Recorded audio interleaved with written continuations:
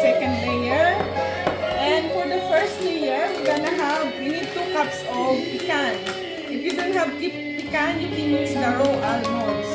But since I have pecan, I'm gonna use this for the base.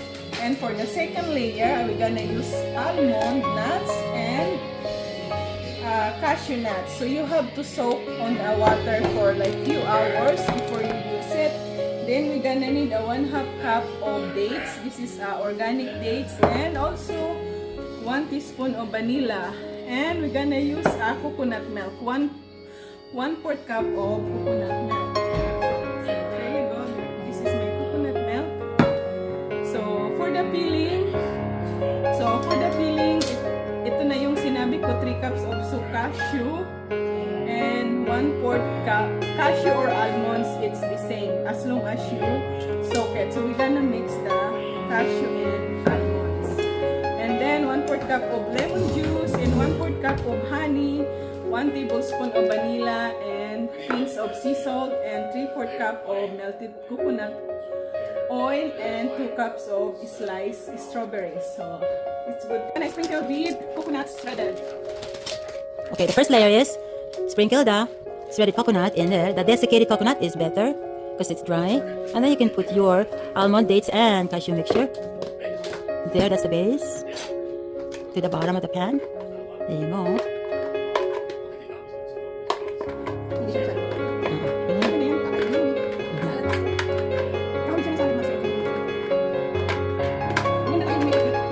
So that's not baking? You're gonna bake that or just... Wow. So this is the best cake you will ever see or you will ever taste if you are coming to attend our party. So it's a cheesecake without any dairies. No dairies. So it's really, really nice. It's so organic and natural.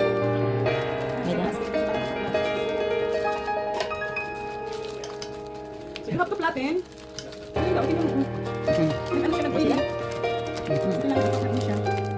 You don't need a gloves anymore. You just need a what do you call that? Ziploc. I don't have a gloves. That's the improvise.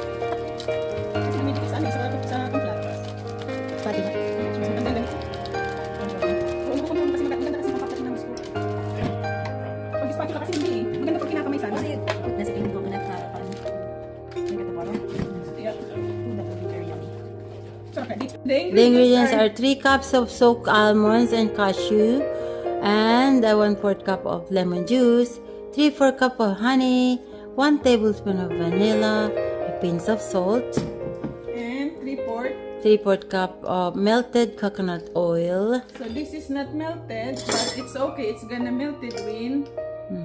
So we're gonna use this one to be 3/4. Yes. We're gonna measure it.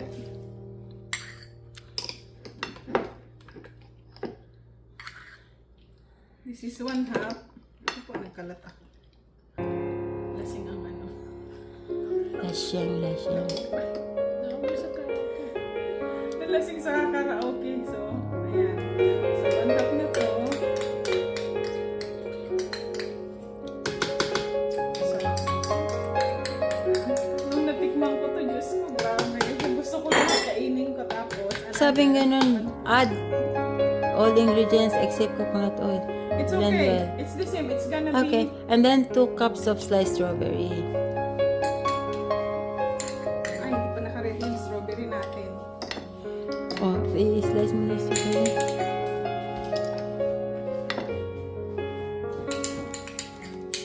The other chef come in the picture. She's going to slice the strawberry. Ayan, 1/4. Alright. Takal-takal. Measure. To make sure. Pour half of the mixture in there. And then... Huwag na lahat. Lagyan mo iwan ka. Yan, okay siguro yan. Lagyan mo ulit yung strawberries na. I-blend mo ulit. Kasi mo yan. Kala ko lalagyan mo na strawberry. Ng blueberry dyan sa loob. Hindi, saan mas ibabaw yung design? Pag nabuo na natin. Ayan, okay. Add the third layer for the cake.